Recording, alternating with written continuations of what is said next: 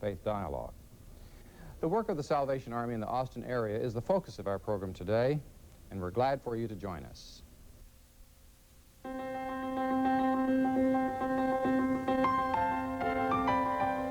This is Austin Faith Dialogue, a public affairs program discussing the important crossroad of religion in life, produced by Austin Metropolitan Ministries in cooperation with KTBC-TV. Austin Faith Dialogue highlights the interaction of the religious community with the social and cultural issues throughout our area. Now, today's edition of Austin Faith Dialogue.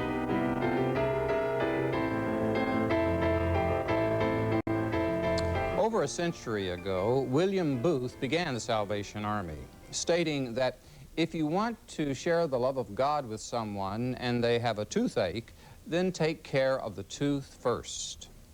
Booth's practical evangelism spread worldwide by the turn of the century and now has a representation in more than 90 countries. In the United States, there are currently more than 10,000 Salvation Army centers. Here in Austin, this movement for God was established in 1889 and today provides services to more than 11,000 needy individuals each year. With me in the studio today are two individuals who play a key role in the service to our community. First, Major David Waite, who is the Austin area commander. Major Waite, we welcome you to the program. Thank you. And also with us is Karen Dix, who is the Director of Volunteer Services for the Austin area. And Karen, thank you for being with us. And I think that it would be well to start with the fact, Major, you're new to Austin. How long have you been here and what brought you here? Well, I've been here about a year and a half, and in the Salvation Army we are under orders. And I was notified in Louisville, Kentucky, where I was serving the Salvation Army as a divisional secretary, that I would be assigned as the area commander in Austin, Texas. Mm-hmm. And so we picked up our belongings and moved to Austin. I see. And we're very happy that we're here. Just one note of interest. Why is it modeled after an army? In the early days of the Salvation Army, it was called the Christian Mission in London. And they wanted to change the name of it, and they wrestled with a lot of names, including the Volunteer Army, because the people were being sent out to places and to serve, and William Booth, who had been the general superintendent of the Christian Mission, somehow became the general, and they dropped the word superintendent. And they came up with the word army, and then they said, well, it's a Salvation Army, because we're not volunteers, we're all regulars. I see. So it has, from early times, had that model of the military connected. Exactly. Mm-hmm. Karen, you've been with the Salvation Army how long? For about 10 months now. And are you new to Austin as well? No, I've lived here for 11 years, working in different social service agencies. I see. And your particular work with the Salvation Army is the recruiting and training of volunteers for our ongoing programs and special events. All right.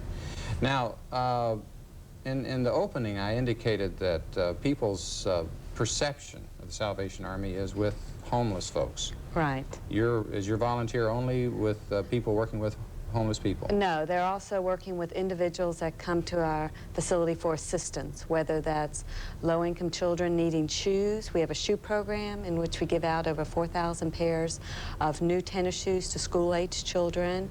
We also have a food pantry in which volunteers can assist to give food to needy families in the area. And then during the holidays, we have extensive programs for children needing assistance with food and clothing and toys. Mm-hmm. So the common denominator is people in need, exactly, whether they're in homes or not. Right. Okay.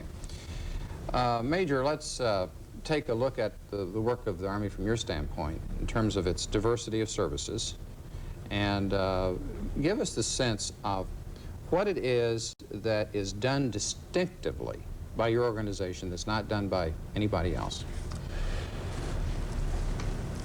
I think that if we're talking about, generally speaking, I'm not quite so sure how I'd answer that question. If we're talking about Austin, I think that we would have to say that when it comes to sheltering homeless people, both single persons and families in emergency shelter situations, That is a significant service provided by the Salvation Army. No one else can quite say we will give you immediate housing overnight. That's exactly correct. And there are also food services that are part of this as well. Yes, we serve somewhere between 700 and 900 meals a day out of our facility.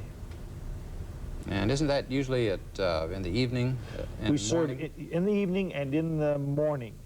Anybody on the street can come in and have breakfast or supper every day of the week. I know, being a downtown pastor, that I've had occasion to learn that Caritas serves a noon meal that is kind of a supplement to what you folks are doing. Exactly. And that to that extent, if it can be said probably that no one has to go hungry in Austin. Would that be a fair description? I see there's a lot of opportunities out there for people to be able to go to and get their meals, whether it's through us, it's Caritas, or even other churches on the weekend. Seems to be in a... Yeah, let's talk about the weekend. Do your services continue through the weekend as well? Absolutely, yes they do. All right. And the extent to which you are then working cooperatively with others in food programs, and there are others who are offering some shelter as well, but maybe not quite on the same basis Yes, that you are. I'm sure that's true. I know the Interfaith Hospitality Network is a new operation in town where churches are housing folks for a week at a time, up to 14 family members, and that there's a rotation. And that provides some opportunities that are supplementing and working cooperatively with you. That's a great program. And you're working with it. Absolutely, yes we surely are. Foundation for the Homeless has, don't they have a summer program with you with children? You're correct. They helped to sponsor a summer program with us. We have, well, I think last week we had over 30 children on our facility. And so they helped to sponsor a day camp program in our facility during the summertime. It's right there on site Yes, at your that's place. exactly right. Now, are there volunteers working with that program? Yes, that's our main focus right now, is because there's such a need in there. We use volunteers Monday through Friday and working with children that are staying there at the facility throughout the day. It's a great opportunity if you want to see what it's like to work at the facility and you enjoy working with children. You can come in, very flexible schedules, and you can feel like you're really making a difference. Give us some, just kind of help us picture what volunteers are actually doing, hands-on kinds of things. When they come in, they would be working with the children. We have both preschool and school-age children in the afternoon.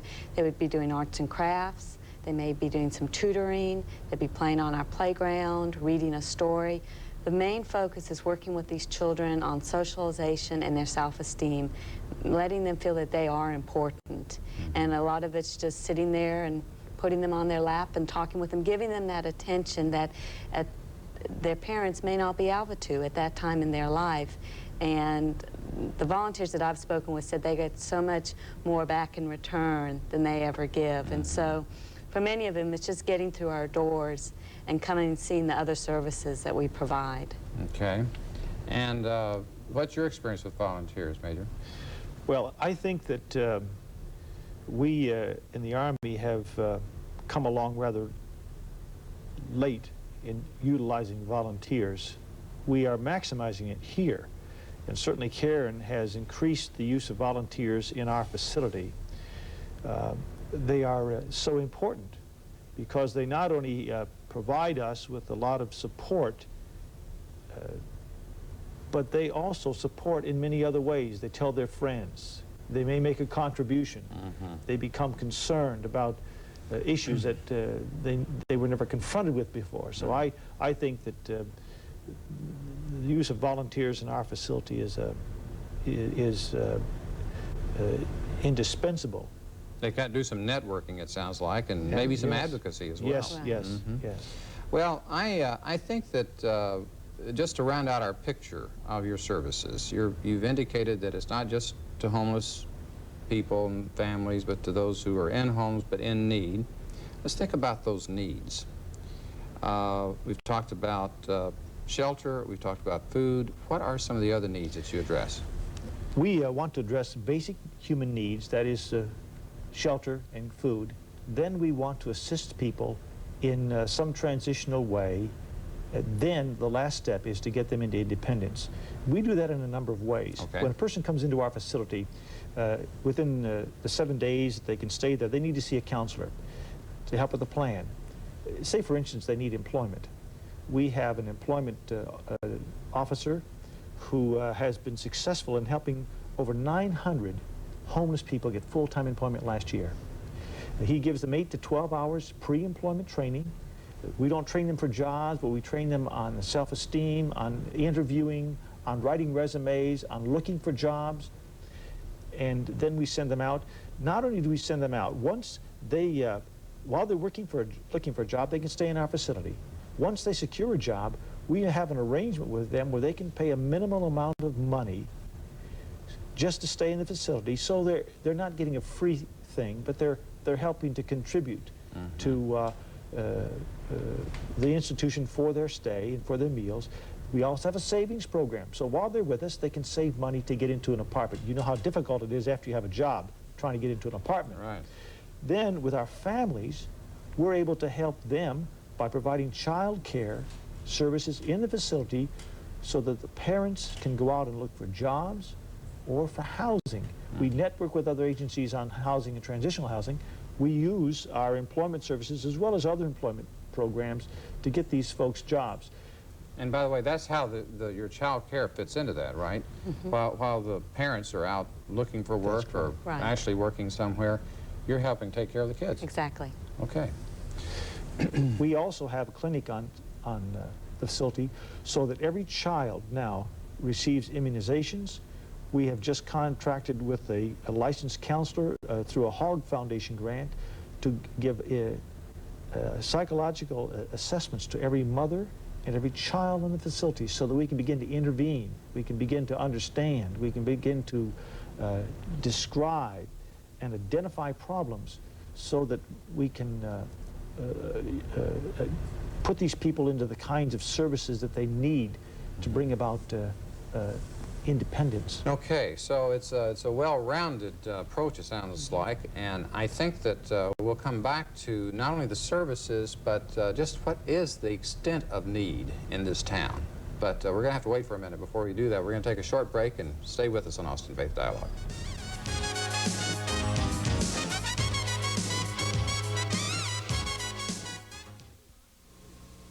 Serving Austin means serving you. That has always been the primary goal of Austin Metropolitan Ministries. We are religion in action through the work of these organizations. Each plays a key role in making the capital city a better place to live, but we can't do it alone. Do you have some spare time, talents, or any resources that you can share? If you do, please call AMM at 472-7627 because serving Austin means serving you.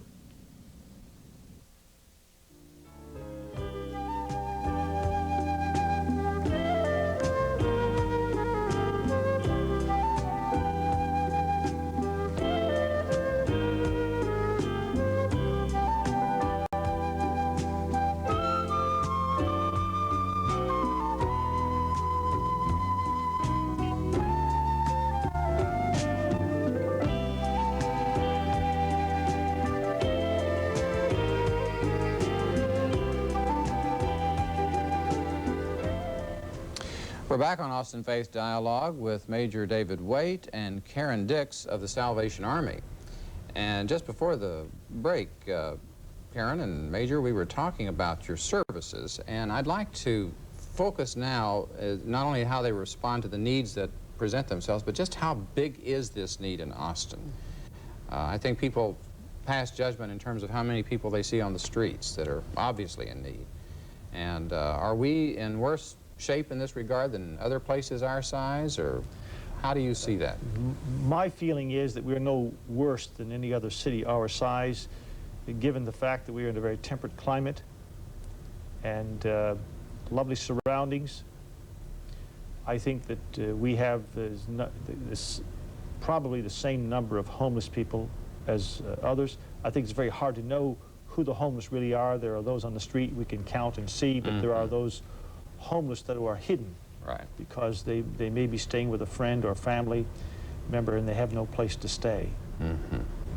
And Karen, you work for other agencies here in town. Right. What's your reading over a period of years as to the extent of that need? Well, what I've seen is maybe more of the increase in the families and the children. And maybe it's because we're focusing now, having this children's center, that more and more families hear about it and want to come because it provides, like we said earlier, that opportunity for them to go out and look for jobs and housing, and while their children are taken care of. So for me, that's where I see the increase. Isn't that the pattern over the last decade or two, that it used to be that the needy persons were identified as single men, sometimes women, but today more and more family units are Absolutely. struck by That's adverse correct. circumstances. And so you're ministering to more family units. Is that what your kind of a conclusion? I think that our greatest effort, at least in our agency, is toward helping family units.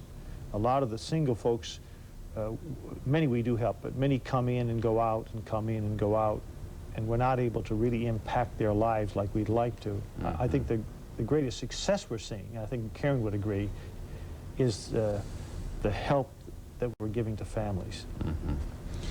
You know, one of the things, too, just as we're looking at Austin with some perspective on our own local community, I think that I've been aware of how there has been controversy over the fact that the Salvation Army located its facility right down there at 8th and Red River. Red River, and next to 6th Street, next to, not far from the convention center, visitors coming in, people down there for holiday of various sorts, and some resistance was involved in your location before you came.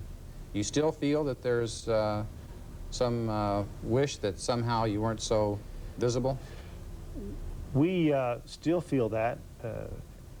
Every year, since the opening of the building, I believe we've been having, at least annually, a meeting with friends and merchants in our area, trying to continue establishing better relationships, and we still do that. We haven't had our meeting yet this year, but we do plan to have one because we think it's important to be sensitive to those who are our neighbors and who may not view us in a positive light. And it's also important for us to share with them the things that we're doing so they can be better informed as to the work of the Salvation Army. A certain amount of conflict, though, I would guess would be inevitable just in terms of differing interests. Oh, yes, that is correct. And we share the same concerns as many as them, as the merchants do, for instance. The number of people who are on the street. We certainly don't want to encourage folks loitering on the street at all. It's a problem for us as well as for them. Right. What's your, in terms of relationships in the community, not only the business community, but with the churches in the volunteer capacity that you're in? Well, more and more we're trying to recruit to the churches and just let them know of what we provide and opportunities available. Just this last week, I've had 2 different senior high school groups come in and volunteer in our kitchen. It's a way that they can get involved, but also see what services we're providing. And I'm getting a very strong commitment from different groups that want to come out and help and let the individuals at the church see what we do. And I go to speak to different organizations and say, really the bottom line is if you're wanting to help those that are in need, we'd like you to come and join us. Yeah. Do you go to churches and speak about your organization? And I do. I go out interpret? and give presentations, and just so they know what we do. And so many people say, oh, I never believed you did all that. We just see this one little focus. Right. I think maybe before we get too much further into the show, let's show the phone number if folks wants to call you. And why don't you give it to us verbally, and we'll maybe have it on the screen as well. My phone number is 476-2628, and if you're interested in just finding out more about our opportunities or having a tour of the facility, just ask for me, Karen. Okay. Well, I think that in the time we have left, I need to just share with you one article that I saw in the New Republic magazine, a secular journal, by and large in terms of its coverage, but it had this feature. Before the show, both of you told me that you'd seen that. And the thing that was interesting to me was that they were, when they're usually into more like political matters, how can we change public policy so that not so many people are falling through this safety net? How can we go beyond just private agencies picking up on needs that are oceanic compared to what it is that we have to offer? Nevertheless, they say, it was a very favorable perspective on the fact that the Army has proved itself by being around so long, and that somehow it's meeting needs at a level and in a way that is commendable. And I think the public has the sense this is really a cause that we can get some enthusiasm about, because somehow, what is it, that you're direct, or that you that there's less red tape? Why do you find people enthusiastic about your work? Well, I think that we've been around a long time, as you say. I think the Army has established a kind of credibility. It is kept, for the most part, and I think this must be a miracle or a grace act from God, but for some reason or other it's kept from a lot of political problems and divisions, and simply has tried to do its work where it is, trying to spend dollars very wisely. And we don't always accomplish what we want to do, but I think that the Army does it with a forthrightness.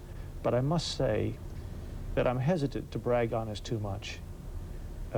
We really are there to serve people, and sometimes we do it well, and sometimes we don't. We do it with human hands. But I'm convinced that this organization called the Salvation Army is of God, because if it weren't, I don't think we'd be around. So you think the spiritual dimension of your work has made that difference? Yes, sir, I surely do. Yeah. Okay. Karen, what would you add to that? Well, I think through that article and just what people see that we're doing is just basically meeting those needs. And a lot of individuals look to say that they may be in that situation in the future, that they're looking at basic needs such as eating and a roof over their head, and they know maybe friends that have been in that same situation. And there, but for the grace of God go I. Exactly. Well, I think that as we discover that people who are formerly in the middle class can't necessarily assume that that's always going to be the case. There's more of appreciation, more empathy for whatever it is that can happen to give support.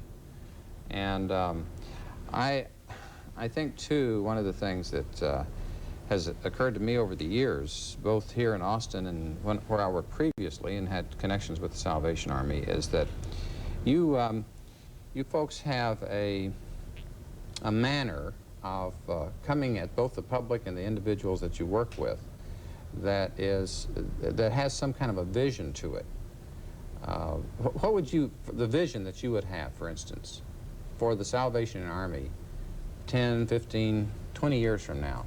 You said improvements could be made. Major, what would those be? Well, we're embarking on some very ambitious plans, and part of our vision right now is to move our focus from the homeless shelter program to a broader base. The Salvation Army has been noted as a youth organization, and the early people in the Army were youth-oriented. Fact is, the person who started the Army in the United States was a 16, 17-year-old girl whose parents had moved over from England. And she started unofficially the year before the Salvation Army officially launched its beginning here. And when the Army started, there was one man and 7 women, and most of those women were in their 20s.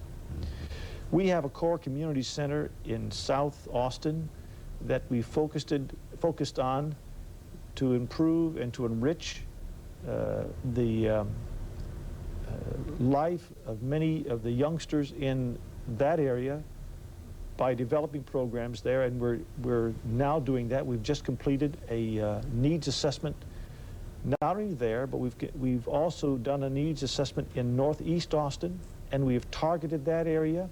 We don't know exactly what kind of program is going to be taking place, but I can tell you that they will be youth-oriented programs.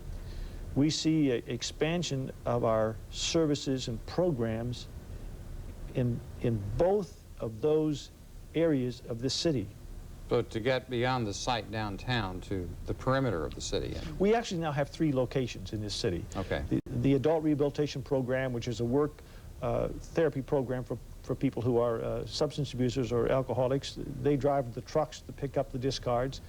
We have a core community center, a church community center down on South 5th and Cumberland. We also have the social services. What does that mean, a core community? The core community center is a church, a neighborhood church with a community center gym program. We have about 7 acres there. We've just put in a community garden. We're working with the South Austin Recreation Department to take part of our land to offer for community garden. They're completely organic garden. Folks in the neighborhood are part of this. And where is this gardening. again? On Cumberland and South 5th. Okay, so this is more like a church setting. Yes, it where is. There's a worship center. Absolutely, And then yes. activity like community gardens. Yes, and we have a gym there, and we're part of our needs assessment has determined that we ought to be offering more programs. You probably saw in the paper recently some of the problems in the city recreation department. Right, right. We have substantiated some of those things through our assessment. We're going to be increasing our youth programs through that facility. Okay. Now, Then you said there's a third location, and that's... The third location is the adult rehabilitation program, which is an adult program for people who are substance abusers. Yes, and if you have furniture that you want to have picked up, they'll... Yes, that's part of their work program, and they get counseling and AA and whatever. Okay, so you would vision maybe more locations in the city beyond what you have Yes, sir. now. Yes, sir. As you move into the future. If you had your druthers, volunteer-wise, what would you say? I think just getting the word out of what we do and inviting the community to come down and see our programs, see what we're all about, and if you want to make a difference, come and help out for a few hours. So 10, 15 years from now, you could see even more people coming down Exactly. and visiting. Well, I think that we would also hope for Austin a healing of our social needs here that maybe even could model for the nation in some way, that there is a sentiment, there's compassion that I think is your organization is an expression of. We have less than a minute, and William Booth, the founder of the Army, what we quoted at the beginning. Can you give us one other quote of his that gives us a little bit of a sense of his spirit? Well, William Booth saw men sleeping under the bridges of London, and he was with his son, and he said to Bramwell, "Do you know that men sleep under the bridges of London at night? Do something about it." And that began the shelter work. And the Army has been about the business of doing something. And that doing something here today with your being with us has added to that. And we want to thank you, General Booth, Karen Dix, Major Booth, not a general yet. And you all join us again next week on Austin Faith Dialogue. I'm Richard Thompson, thanking you for watching, and peace be with you.